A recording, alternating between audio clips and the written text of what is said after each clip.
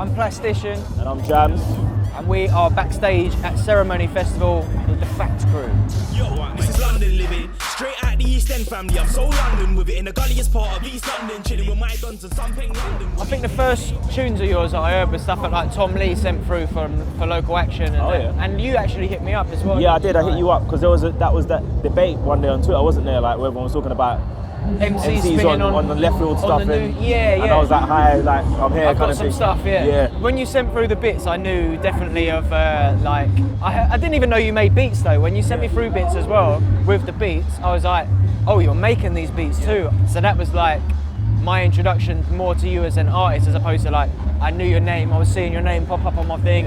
I heard a couple of like radar sets with you on, and that was kind of out of the blue for me anyway, because I didn't know. Obviously, you knew about that first, but you just hit me up on Twitter. Obviously, I spoke to you on SoundCloud first. Yeah, that's right. I was dropping you some stuff on SoundCloud. So I lived near Deja, so if I wasn't catching Deja, I'd catch Rinse. So I'd hear everything that used to be on Rinse, all the stuff you used to do with Skepta, like I've got it on my laptop somewhere at home. Like, do you get what I mean? So when I first heard Final Warning, it was like that was like a statement. Like before that, I heard of you more as like a radio, like you was emceeing on radio. Radio guy. So when I heard Final Warning, and like we was talking about MC spitting over this new kind of style, that was like that cut up style, that's what's so sick. R&G. Yeah. But you know what? People say that tune is a bit left field, but to me that's not, because like back in the day, Wiley used to do that all the time. Exactly, He used to do like SWV cuts and this whole like cut up R&B thing. They think it's like fresh, but yeah, like DJs like Flippy Smalls, like Rough Squad, he literally used to play that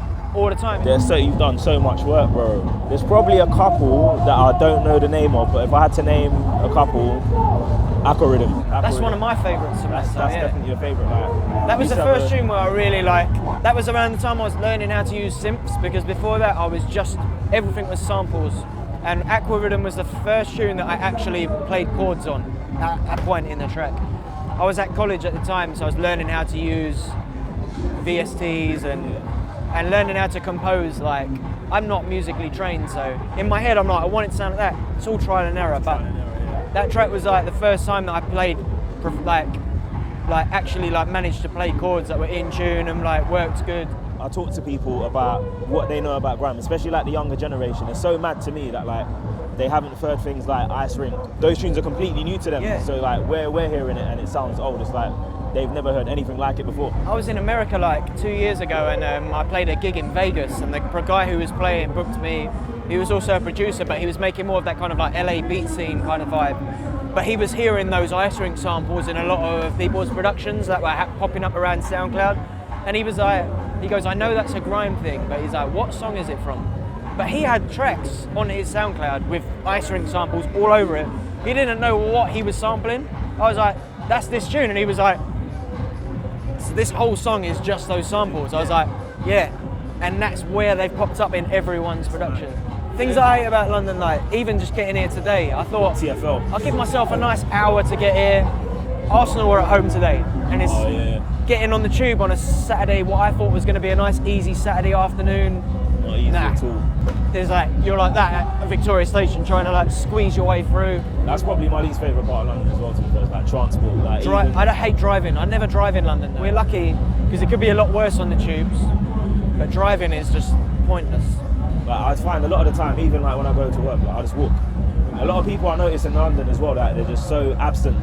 Yeah, like, but that's what it is. You have to kind of like you have to zone out to get by. Like it's proper weird. You have to. It's like I run, so like I see a lot of things that you don't really see when you're not paying attention. So like I just like the sights and kind of finding new places. And like one place I discovered last year, like Barbican, like it's the sickest place in the world. Like you can just go there. They've got like this little sick, like private waterfall thing in there. Like it's mad.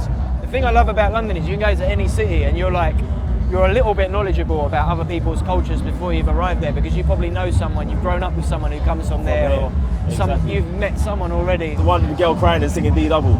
Oh, bruv, shit! I heard of that. I saw that tweet. I was walking along the beach, and this girl was crying, and then I heard but, so I turned around. I was like, that doesn't sound like D double, but like when I turned around, she stopped doing it. So I turned around to continue walking, and then it's like I heard ooh, and then I turned around and she was just grinning like.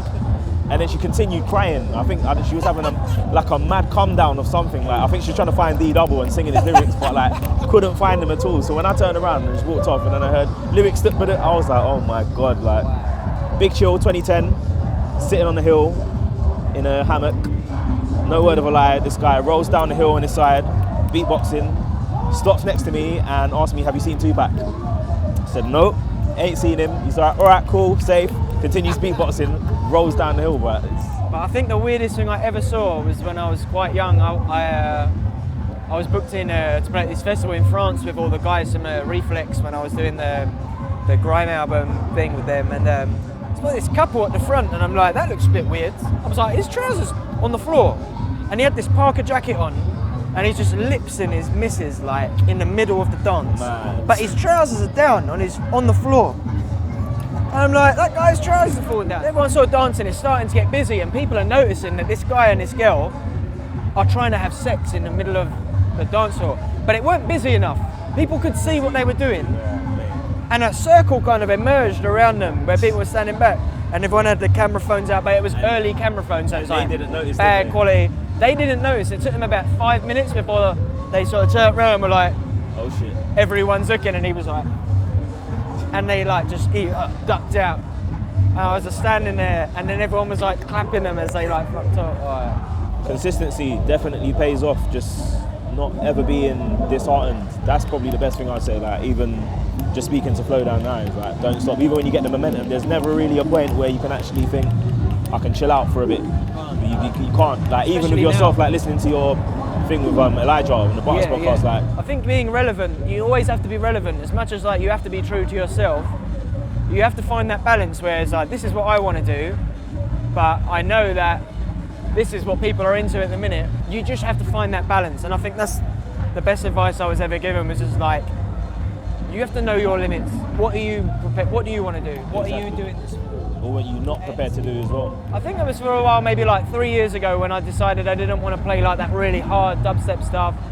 It was getting to that point where I was being expected to play like harder and harder, and I thought, I'm already like at the point where I feel I'm playing too hard already. I need to find what I want to do and make it relevant to people that follow what I do already, making the music I make. But then that's paid off as well, like, in terms, now you're definitely a lot more of a larger influence than you were before, because you've had that audience, and now you found a whole new sound and brought it to people that otherwise wouldn't have known. And I think that is, know what you want to do, be comfortable in your own skin, and present it to people that follow what you're doing in a way that they can digest it. And that's it. Get involved in the culture. It's not just about coming up to radio and spitting some bars. Yeah, of course. You need to understand why do people do this. And I always have in the back of my head sometimes, like, all this stuff may not even happen ever again tomorrow. Like, it's finished today, like, so you just gotta just roll with it. It's true. You just gotta stay grounded and be true. Yeah. 26 bus, that's London living. Waterloo Bridge, that's London living. Raving in fabric, London living. Overground train, that's London living. Merkin on radio, London living. High Park summertime, London living. Straight out of East, that's London living. I said, what you know about London living? 26 bus, that's London living.